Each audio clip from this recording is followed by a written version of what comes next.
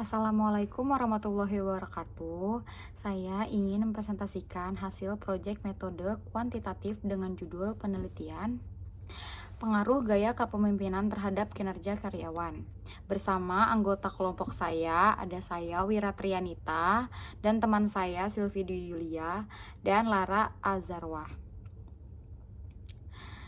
Di sini saya akan membahas satu, latar belakang, rumusan masalah, tujuan dan manfaat, metode pengumpulan data, dan yang kedua ada teori, uji validitas, dan teori uji reliabilitas, dan teori analisis korelasi. Yang ketiga ada pembahasan uji validitas, pembahasan uji reliabilitas, dan pembahasan analisis regresi. Yang keempat ada kesimpulan dan saran. Latar belakang. Peranan pengaruh dari gaya seseorang dalam memimpin menjadi faktor penentu untuk meningkatkan atau menurunkan kinerja karyawan. Oleh sebab itu, untuk meningkatkan kinerja seseorang dalam organisasi tidaklah mudah. Dalam hal ini, selain bergantung pada keandalan dan kemampuan para karyawan dalam mengoperasikan unit-unit kerja yang ada dalam organisasi tersebut, juga gaya kepemimpinan yang efektif. Pengaruh serta peran dan motivasi pemimpin sangatlah diperlukan karena pada kenyataannya keberhasilan suatu organisasi ditentukan oleh kepemimpinan yang dikembangkan pada organisasi tersebut. Rumusan masalah. Adakah pengaruh gaya kepemimpinan terhadap kinerja karyawan? Tujuan dan manfaatnya: satu, untuk mengetahui besarnya pengaruh gaya kepemimpinan terhadap kinerja karyawan. Dua, untuk dapat memperdalam pengetahuan dan konsep teori yang telah diperoleh dalam bidang manajemen, khususnya program studi manajemen sumber daya manusia. Metode pengumpulan data. Jenis penelitian yang digunakan dalam penyusunan proyek ini adalah penelitian kuantitatif. Dalam penelitian ini, penulis menggunakan pendekatan kuantitatif dengan menggunakan metode penelitian survei. Dan pengumpulan data dalam penelitian ini menggunakan kuesioner atau angket yang diwujudkan dalam bentuk pernyataan.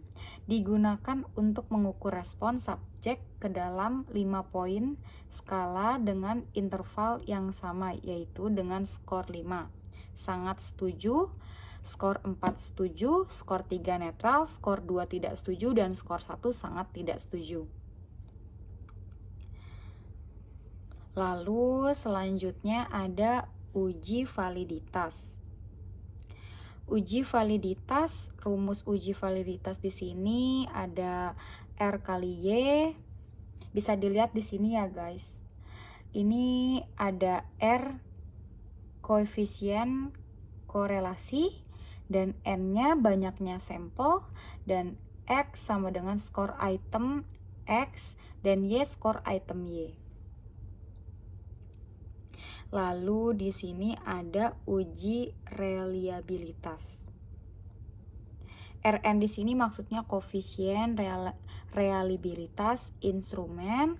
K di sini banyaknya butir pertanyaan.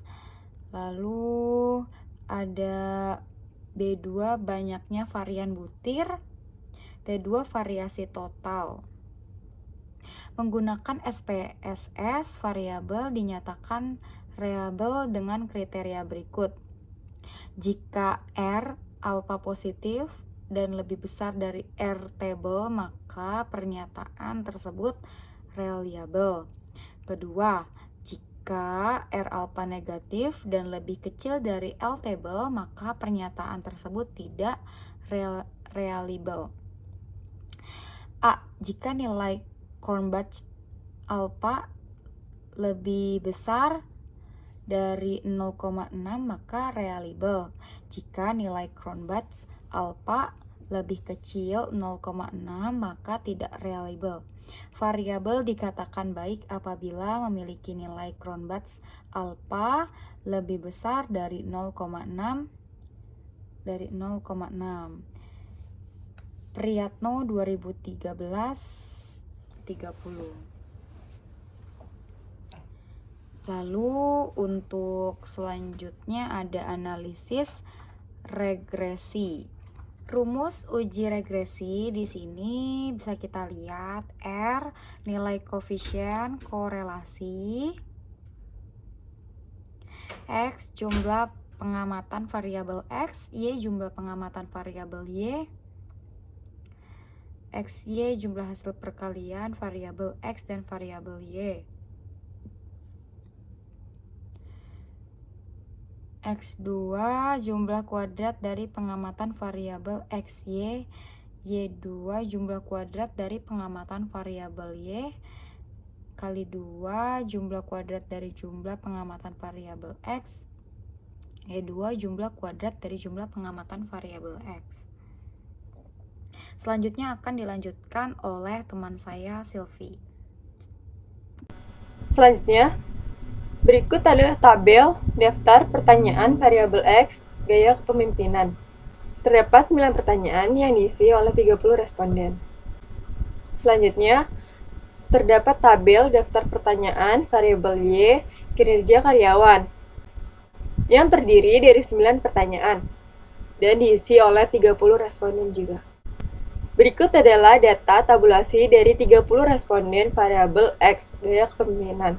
Selanjutnya, data tabulasi 30 responden variabel Y kinerja karyawan. Dengan data tersebut, kami melakukan 3 uji. Yang pertama, ada uji validitas. Uji validitas adalah uji yang dilakukan untuk menunjukkan sejauh mana alat ukur yang digunakan dalam mengukur apa yang diukur. Menyatakan bahwa uji validitas digunakan untuk mengukur sah atau valid tidaknya suatu kuesioner. Di sini terdapat hasil uji validitas variabel X gaya kepemimpinan. Interpretasi hasil uji validitas. Berdasarkan hasil uji validitas di samping, person correlation variabel X1 hingga X9 lebih besar dari 0,361, maka data instrumen semua valid. Selanjutnya, ada hasil uji validitas variabel Y, kinerja karyawan. Interpretasi hasil uji validitas. Berdasarkan hasil uji validitas di samping, person correlation variabel Y1 hingga Y9 lebih besar dari 0,361, maka data instrumennya semua valid. Yang kedua ada uji reliabilitas. Uji reliabilitas dengan kata lain, reliabilitas menunjukkan konsistensi suatu alat pengukur di dalam pengukur gejala yang sama. Reliabilitas menunjukkan sejauh mana hasil pengukuran dengan alat tersebut dapat dipercaya. Berikut adalah hasil uji reliabilitas variabel X gaya kepemimpinan. Interpretasi hasil uji reliabilitas. Dari output uji reliabilitas menunjukkan nilai koefisien alfa dari seluruh item instrumen lebih besar sama dengan 0,60. Berarti semua item data dapat dipercaya. Dapat disimpulkan bahwa seluruh butir yang digunakan adalah reliable. Oleh karena itu, kuesioner yang digunakan dapat dikatakan layak sebagai instrumen untuk melakukan pengukuran. Selanjutnya, berikut adalah hasil uji reliabilitas variabel Y, kinerja karyawan. Interpretasi hasil uji reliabilitas.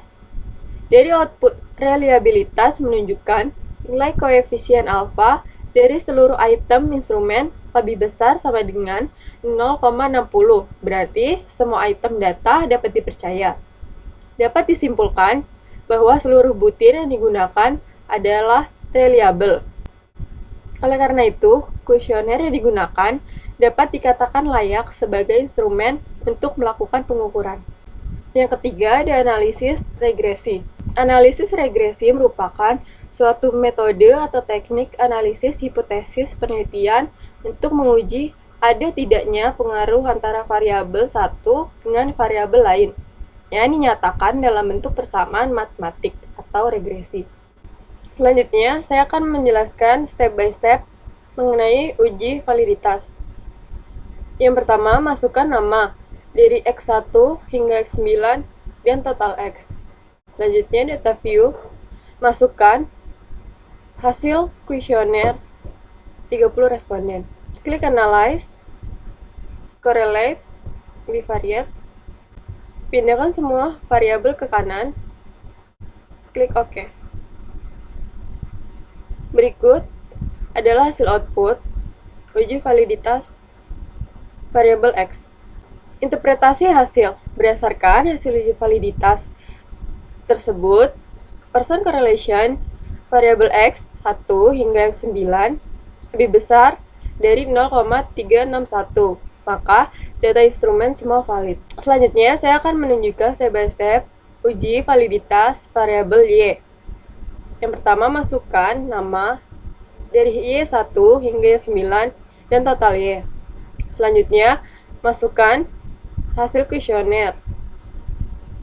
Klik analyze, correlate, bivariate, masukkan data ke variabel sebelah kanan. Selanjutnya, klik OK. Berdasarkan hasil uji validitas tersebut, person correlation Y1 hingga Y9 lebih besar dari 0,361, maka data instrumennya semua valid. Selanjutnya, saya akan menunjukkan hasil uji reliabilitas variabel X. Yang pertama, analyze, scale, reliability analysis, masukkan data kanan, kecuali total X. Selanjutnya, klik statistik, checklist item, scale, scale if item delete, dan correlation. Selanjutnya, continue. Klik OK. Berikut adalah hasil output uji reliabilitas variabel X. Dari output uji reliabilitas menunjukkan nilai koefisien alfa dari seluruh item instrumen lebih besar sama dengan 0,60. Berarti semua item data dapat dipercaya. Dapat disimpulkan bahwa seluruh butir yang digunakan adalah reliable. Oleh karena itu, kuesioner yang digunakan dapat dikatakan layak sebagai instrumen untuk melakukan pengujian. Selanjutnya, saya akan menunjukkan uji reliabilitas variabel Y. Yang pertama, klik analyze, scale, reliability analysis, klik semua items, kecuali total Y. Klik statistik, checklist item, scale, scale if item delete, dan correlation. Selanjutnya continue. Klik OK. Berikut adalah hasil output uji reliabilitas variabel Y. Dari output reliabilitas menunjukkan nilai koefisien alfa dari seluruh item instrumen lebih besar sama dengan 0,60. Berarti semua item data dapat dipercaya. Dapat disimpulkan bahwa seluruh butir yang digunakan adalah reliable. Oleh karena itu, kuesioner yang digunakan dapat dikatakan layak sebagai instrumen untuk melakukan pengukuran. Yang terakhir, saya akan menunjukkan step by step output uji analisis regresi. Yang pertama, masukkan total X dan total Y. Selanjutnya, data view, masukkan total dari kuesioner yang telah dihitung. Selanjutnya, klik analyze, regression, linear, dan masukkan variabel X ke independen dan variabel Y ke dependen. Klik statistik, checklist collinearity diagnosis, dan Durbin question. Continue. Selanjutnya saya checklist unstandardized dan studi. Continue. Klik OK. Berikut adalah hasil output uji regresi. Selanjutnya yaitu kesimpulan. Berdasarkan analisis hasil penelitian, dapat disimpulkan beberapa hal sebagai berikut. Yang pertama, gaya kepemimpinan berpengaruh positif terhadap kinerja karyawan. Apabila gaya kepemimpinan kepada karyawan lebih ditingkatkan, maka kinerja karyawan akan meningkat pula. Begitu juga sebaliknya, apabila kepemimpinan yang diberikan kepada karyawan akan rendah, maka kinerja karyawan akan menurun. Yang kedua, gaya kepemimpinan berpengaruh positif terhadap kinerja karyawan. Apabila kepemimpinan yang diberikan kepada karyawan baik, maka kepuasan kerja karyawan akan tercipta sehingga karyawan akan lebih bersemangat dalam bekerja. Begitu pula sebaliknya, apabila kepemimpinan yang diberikan kepada karyawan rendah, maka kepuasan kerja karyawan tidak akan tercipta pada diri karyawan. Selanjutnya, gaya kepemimpinan berpengaruh positif terhadap kerja karyawan. Apabila kepuasan kerja yang diberikan tinggi, maka kinerja karyawan akan meningkat. Begitu pula sebaliknya, apabila kepuasan kerja yang diberikan pada karyawan rendah, maka kinerja karyawan akan menurun karena tidak tercipta kepuasan kerja pada karyawan. Dan yang lainnya mempengaruhi kinerja, kualitas, ketepatan waktu, efektivitas, dan kemandirian. Serta pada objek yang berada yang memungkinkan mempunyai pengaruh terhadap kinerja karyawan. Selanjutnya yaitu saran. Berdasarkan kesimpulan yang dikemukakan di atas, maka penulis dapat memberikan beberapa saran sebagai berikut. Yang pertama, agar dapat mengurangi tingkat kesalahan atau penyimpangan kerja dari karyawan, hendaklah pemimpin lebih meningkatkan kinerjanya yang selanjutnya dapat memberikan dampak yang lebih baik kinerja karyawan. Yang kedua, hendaknya membentuk suatu serikat kerja agar suasana kerja dapat lebih terjalin dengan baik. Selanjutnya, hal ini dapat meningkatkan komunikasi yang positif antara karyawan dan pemimpin, serta manajemen perusahaan. Yang ketiga, untuk penelitian yang akan datang disarankan untuk meneliti variabel-variabel